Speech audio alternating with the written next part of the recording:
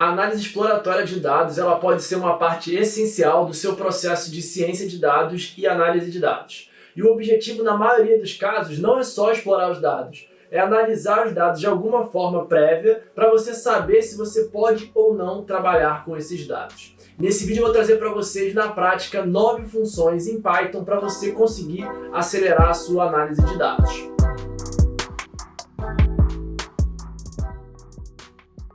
Fala pessoal, para quem não me conhece, eu sou o Luan e esse é o canal Data Marketing. E esse vídeo aqui é um oferecimento da Practicum.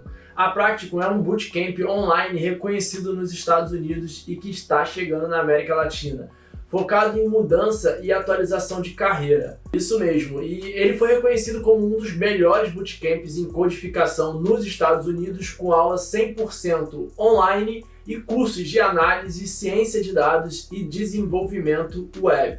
A grande vantagem dos bootcamps é que eles usam uma metodologia de ensino fortemente baseada em empregabilidade, assim como falei nesse vídeo aqui do canal. Quando você tem um programa orientado à prática e um time de apoio que vai te ajudar na contratação, é um modelo perfeito. E esse modelo é para quem está buscando resultado de curto e médio prazo. Eu vou deixar na descrição desse vídeo aqui o link da plataforma Practicum para vocês acessarem e conhecer um pouco mais. Tenho certeza que pode ser uma boa opção para você que quer essa mudança de carreira.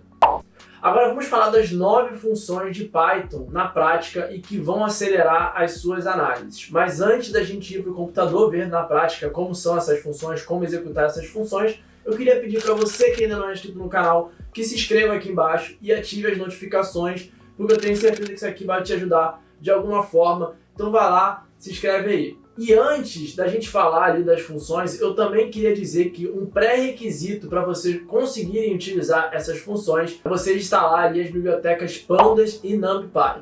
E para quem não sabe, o Python ele trabalha com bibliotecas, que são códigos prontos que você consegue utilizar para poder rodar as suas análises. E no Python, diferente do SQL, que tem o conceito de tabelas, onde os dados ficam armazenados em um banco de dados, no Python, a gente tem o conceito de data frame, que ele funciona como se fosse ali uma tabela para armazenar os dados, só que ao invés do computador, ela fica numa memória de um servidor. Então você consegue ter basicamente ali o mesmo conceito entre os dois ambientes. Agora que está todo mundo na mesma página, vamos para as funções na prática, e começando pelas mais simples até indo às mais complexas. Então vamos lá para o computador. Vou começar ali pela primeira. Eu estou utilizando o Google Colab. Eu poderia utilizar qualquer outro programa, o próprio Databricks ou o Jupyter, mas como eu falei, a gente precisa só de ter o Pandas e o NumPy para poder rodar essas funções. E o Google Colab ele já vem com isso instalado. Então eu só vou dar aqui o meu import pandas e vou rodar aqui um comando para poder ele ler o meu arquivo CSV. Um comando bem básico ali do Python, tá? E para poder esse comando aqui funcionar, eu preciso adicionar aqui o meu arquivo. Então é só arrastar o arquivo CSV para cá e deixar aqui disponível, que ele já vai estar conseguindo rodar. E aí se eu rodar aqui dando no Shift Enter, ele já roda aqui e fica com um sinalzinho verde. A primeira função que a gente vai ver é o df.inf. Então, como eu falei, o df ele vem de data frame e a gente vai utilizar essa função aqui para poder ler os dados. E o bacana é que quando a gente executa esse df.inf, ela informa ali quantas entradas, quantas colunas a gente tem, os tipos de dados que são cada uma dessas colunas, e você consegue comparar a quantidade de dados nulos. Então eu tenho aqui 29.048 e dados não nulos. E aqui eu tenho outras quantidades, então você consegue ver a diferença dos dados nulos por coluna aqui. Então isso é muito útil. Então é uma função que te ajuda muito no dia a dia para você fazer uma análise exploratória simples. Como eu falei, vamos partir das mais simples até as mais avançadas. A outra função que eu quero trazer para vocês é o df.duplicated, que ele serve para você conseguir ver quantos dados duplicados tem. E aqui você sempre vai usar o print, que é para poder imprimir esses dados, abrir o parênteses, df.duplicated.sum, e toda vez que eu uso uma função eu preciso abrir e fechar parênteses. E aqui também eu vou usar uma outra função, então eu vou pegar aqui os duplicados e vou somar a quantidade de duplicados. E aqui eu vou fechar o parênteses do print. Então se eu rodar isso aqui, ele me mostra que, no caso aqui, eu tenho 0 registros duplicados. E isso é muito importante porque se você tiver duplicidade de dados, isso pode gerar uma análise completamente incorreta. E a nossa próxima função é a função para a gente identificar elementos únicos. A gente tem aqui diversas colunas dentro de um data frame e a gente pode saber e tirar a duplicidade daquela coluna. Quando eu uso o comando duplicated, ele vê se todas as linhas têm duplicidade, né? Ou seja, aquela tripa de linhas inteira, se ela se repete. Mas a gente pode ter ainda duplicidade dentro dos registros, e que faz sentido, porque, por exemplo, a categoria do produto ela pode ser repetida várias vezes. Como que eu sei quantas categorias tem? Para poder fazer isso, a gente vai utilizar o comando df, e eu vou colocar aqui um conchete, que é para poder selecionar uma coluna específica, e vou botar o exemplo aqui da categoria, tá? Então, vou botar aqui df, categoria name, vou botar aqui agora um ponto, e vou escrever o unique. E já posso rodar aqui com o meu Shift Enter. Agora, eu tenho aqui a listagem de todas as categorias sem duplicidade, tá? E aí você consegue já ver por aqui que tipo de informação que você tem dentro do seu data frame. Isso tudo antes de você começar a sua análise. Mas e se você quiser ver quais são a quantidade de registros únicos que você vai ter por categoria? Como que a gente consegue fazer isso? Isso nos leva para a nossa próxima função. Eu vou usar a mesma estrutura aqui dos registros únicos, só que ao invés de eu usar aqui o ponto unique, eu vou usar o ponto values underline counts. Eu usei aqui o value underline counts. E aqui eu consigo saber que, por exemplo, cama, mesa e banho tem 2.673 registros únicos. Esporte e lazer tem 2.500. E aqui eu já consigo até fazer um ranking e responder quais são as categorias que mais têm registros únicos ali dentro. Quais categorias, no caso, tem mais produtos. Inclusive, é uma ótima maneira da gente conseguir identificar os outliers. Outliers são aquelas categorias ou aqueles registros que se destacam, que tem muito mais ou muito menos do que outros. Por exemplo, eu tenho aqui fashion, roupa infantil, casa e conforto, que só tem 5, 3. Isso é totalmente irrelevante para a nossa análise. Se a gente for fazer uma análise completa de performance, eu poderia desconsiderar isso aqui. E ao invés de trabalhar com as 73 categorias que eu tenho, eu botaria isso num universo menor para poder criar ali uma visualização de dados que fizesse sentido. A nossa próxima função é para a gente conseguir identificar quantos registros estão nulos dentro do nosso data frame. E para fazer isso, a gente vai utilizar o df.isNull e vai abrir 2 parênteses, porque é uma função. E a gente, depois de botar esse isNull, eu quero agrupar isso, somar todos os registros, porque se eu rodar assim, ele vai me trazer aqui um false, e para eu ele encontrar como null, ele vai trazer verdadeiro, mas eu posso botar aqui um sum e agrupar isso, e ele vai me contar quantos registros nulos eu tenho. Então nesse caso aqui, a coluna Product ID não tem nenhum registro nulo, a categoria tem 532, o comprimento aqui tem 533, e assim por diante. Então tem produtos que estão cadastrados aqui e que estão sem preenchimento de categoria, comprimento, descrição e fotos. Então é um ponto de atenção para a nossa análise.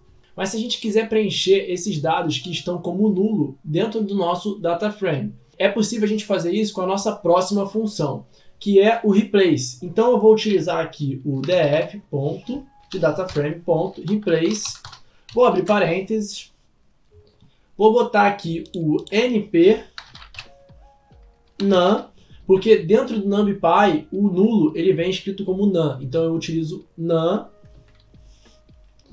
passo como parâmetro aqui vírgula, o registro que eu quero preencher, eu quero transformar tudo que é nulo, eu vou preencher com 0, tá? E eu vou botar aqui vírgula e vou colocar aqui o inPlace igual a true. O que significa isso? Se eu não botar aqui o inPlace igual a true, ele vai substituir o nulo por 0, só que ele só vai fazer isso nessa consulta aqui. Se eu for usar o data frame mais para frente, ele não vai estar considerando. Então eu preciso dizer inPlace para poder ele aplicar isso para todos os registros. E agora sim eu posso rodar isso aqui.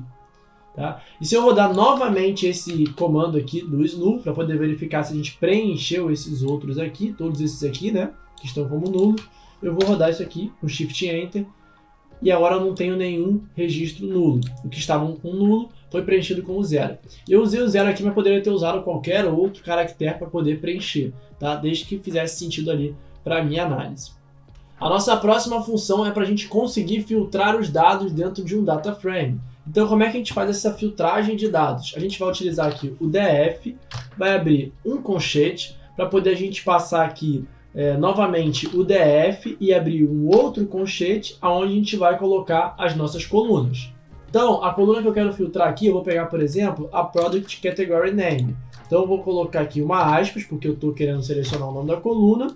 E eu vou botar uma condição aqui que ela é igual. E dentro do Python a gente usa o igual assim, dessa forma, né? O igual 2 vezes significa que ele é igual, exatamente igual. E a gente pode botar aqui uma aspas novamente. Eu vou pegar aqui uma categoria. Vou pegar a categoria aqui. Cama, mesa e banho, né? Que é a maior de todas aqui, que mais tem registros. Eu coloco aqui cama, mesa e banho e eu só tenho que mover esse conchete aqui para cá e ele já vai funcionar o meu filtro, tá? Eu consigo rodar isso aqui. E aí notem que agora só vem aqui categoria, né? Product Category Name, só vem aqui cama, mesa e banho. Isso facilita bastante na sua exploração de dados se você quiser fazer uma filtragem rápida ali, tá bom? Só que eu sempre trago isso aqui para dentro de um novo data frame, porque aí eu posso passar a utilizar esse novo data frame, que ele já vai estar filtrado. Então eu vou botar aqui um df underline 2, ele é igual a esse outro aqui, tá? Então eu vou rodar aqui. Importante, eu acabei não mencionando aqui e eu ajustei rapidinho. O inplace que eu rodei anteriormente, ele usa o NP de NumPy. Então eu preciso declarar aqui o import NumPy, tá? Para poder conseguir funcionar esse código. Agora sim, vamos para a nossa próxima função. E a nossa próxima função é criar uma visualização de dados rápida utilizando Boxplot. Boxplot é um gráfico que eu vou explicar para vocês como funciona e ele tem um poder muito grande de informações que ele consegue fornecer. Eu vou botar aqui novamente o nosso df, vou abrir conchete aqui, a mesma estrutura que a gente fez aqui, só que eu vou fazer um pouquinho diferente. Eu vou botar aqui 2 conchetes, vou botar aqui a categoria aqui, vou botar aqui a vírgula e vou botar um outro campo, que pode ser esse outro aqui, o Product Name Length, que é o comprimento, né? Vou botar aqui o comprimento. Se eu rodar isso aqui, ele vai trazer só 2 colunas, essas 2 colunas aqui, tá? Diferente aqui eu não estou aplicando um filtro, aqui eu coloquei o filtro e aí por isso que a condição ela fica dentro do segundo conchete. Mas aqui no caso eu estou selecionando 2 colunas, então para poder selecionar 2 colunas eu faço dessa forma. Não adianta você colocar só um conchete e rodar, porque ele vai dar erro, tá? Então você precisa sempre colocar aqui 2 conchetes para poder trazer os dados daquelas colunas especificamente. E a gente pode criar um boxplot, que é a gente plotar as informações em um gráfico. Só que para fazer isso, eu vou como eu alterei aqui para 0 e ele faz algumas contas, eu quero desconsiderar esse tratamento que eu fiz aqui, então eu vou rodar a importação aqui novamente para dentro do data frame df e vou voltar aqui para poder rodar. E aí eu boto aqui o ponto boxplot, tá? E vocês já vão entender porque eu estou falando que ele faz algumas contas ali. E vou rodar isso aqui. O que ele vai fazer? Ele trouxe aqui um gráfico, e como que a gente faz a leitura desse gráfico? Eu tenho aqui uma coluna chamada Product Name Length, que é essa daqui, né? E ele traçou aqui a minha quantidade de registros. Eu poderia até tirar esse aqui, que ele não está nem utilizando nesse caso, tá? Porque aquela ali é uma coluna textual e é a mesma para todo mundo. Vou rodar só essa daqui. E ele trouxe aqui um quadrado que significa a minha concentração de comprimento, ela está aqui entre 40 e 60. Esse blocão aqui é onde estão a maioria dos meus volumes. E essa linha verde aqui é a minha mediana. A média dos meus valores estão contidos ali na casa dos 50. E o interessante é que você consegue já por aqui identificar os outliers. O que são os outliers? São os registros que estão muito discrepantes da mediana ou da média ali que está sendo utilizado. Então eu tenho aqui de 5 mais ou menos aqui, né, que parece 5, 3 até 20. Todas essas bolinhas aqui são a quantidade de registros que estão destoando do todo. Então por aqui você consegue já fazer uma análise prévia de dados e dizer que a maioria dos seus produtos, né, a média dos seus produtos, a mediana dos seus produtos, ele tem um comprimento aqui de 50, e eu tenho os outliers aqui que tem alguns produtos que tem um comprimento ali de até 20 centímetros, né? Então, isso aqui poderia ser desconsiderado da minha análise se eu fosse querer saber como que é a representatividade de comprimento para poder calcular, por exemplo, o custo do frete pelo tamanho, alguma coisa assim do tipo. Isso aqui é muito poderoso, pessoal, porque com uma linha de código, como vocês viram aqui, você já consegue plotar um gráfico e já tirar insights. Já dizer que para essa coluna aqui, a mediana ali, ela está na casa dos 50 centímetros. E eu botei aqui o length, mas eu poderia ter colocado aqui, por exemplo, a foto. Vou botar aqui embaixo a foto, para vocês entenderem qual a quantidade de média de fotos que a gente tem dentro do nosso arquivo, né? Nossa base de produtos. Eu vou rodar aqui a quantidade de média de fotos. E a gente vê aqui, ó, que a maior parte dos nossos produtos com foto, ele tem até aqui 2,5, né? 2,5 de foto. E a mediana está bem aqui embaixo, então a maioria deve ter uma foto ali. A maioria tem uma foto. E a gente tem todos esses pontinhos aqui, cada pontinho desse é um produto. A gente tem até um produto que tem 20 fotos, então tem produto que tem 20 fotos. Aqui deve ser uns 19, aqui deve ser uns 18, 17,5 e assim por diante.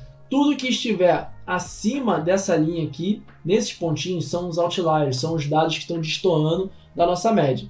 E tudo que tiver aqui dentro é a nossa concentração. Tudo que tiver dentro do quadrado é a nossa concentração e a nossa linha verde é a nossa mediana, tá? E por fim, a gente vai para a nossa última função, mas antes de eu chegar na nossa última função, eu queria pedir para vocês comentarem aqui se vocês estão gostando desse tipo de vídeo e se vocês estão aprendendo um pouco mais também de como fazer a exploração de dados utilizando Python. Isso é muito importante para mim, para poder eu saber se eu consigo trazer mais conteúdos como esse para poder agregar na carreira de vocês, tá bom? Então vai lá, comenta aí. E a nossa última função é uma função com viés um pouco de estatística, mas que te serve bastante para você conseguir tirar bons insights. É você conseguir fazer a correlação entre duas informações.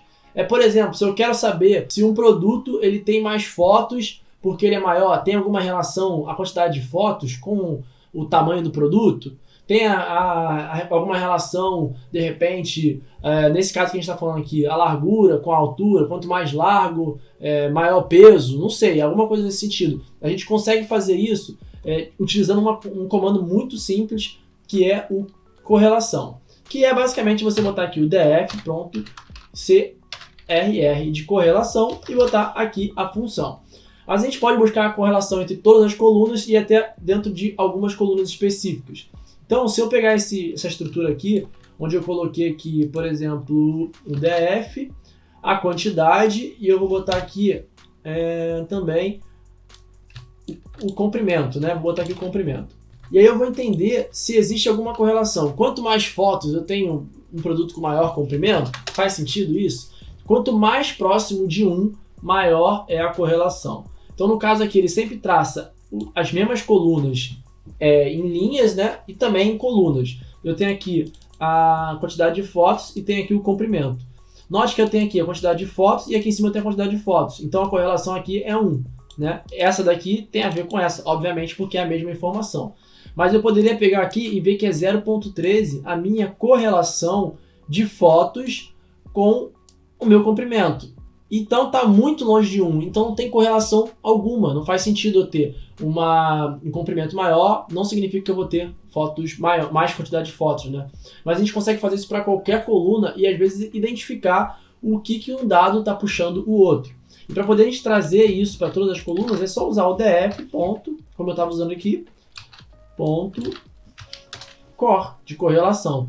E aqui a gente já consegue ver todas as colunas cruzando com todas as outras colunas. Então eu tenho aqui ó, o comprimento, a descrição do comprimento, quantidade de fotos, peso, altura, largura. Eu tenho aqui, ó, esse aqui, ó, 0.6, não, na verdade eu tenho um outro maior aqui, ó, 0.56. Esse aqui eu acho que é a minha maior correlação. Minha altura pelo meu peso.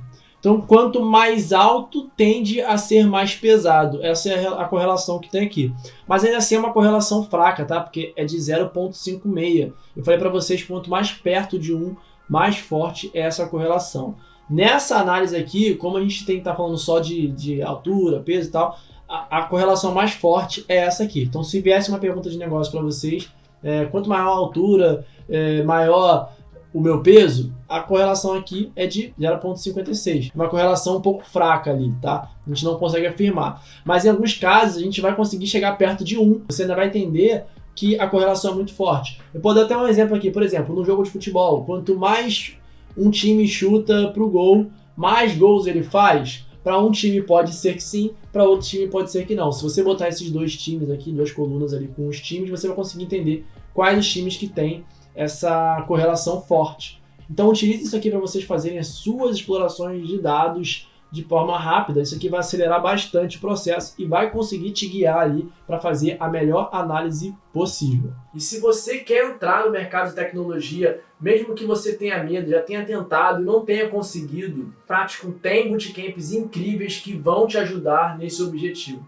Então não deixe de conferir o link que vai estar na descrição desse vídeo para você saber mais sobre. E se você gostou desse vídeo, não deixa de curtir e comentar aqui para poder entender se faz sentido trazer mais conteúdos como esse. E não deixa de compartilhar também esse vídeo com aquele seu amigo ou amiga que pode ter ali algum interesse com a área de tecnologia. Vejo vocês em um próximo vídeo e tchau!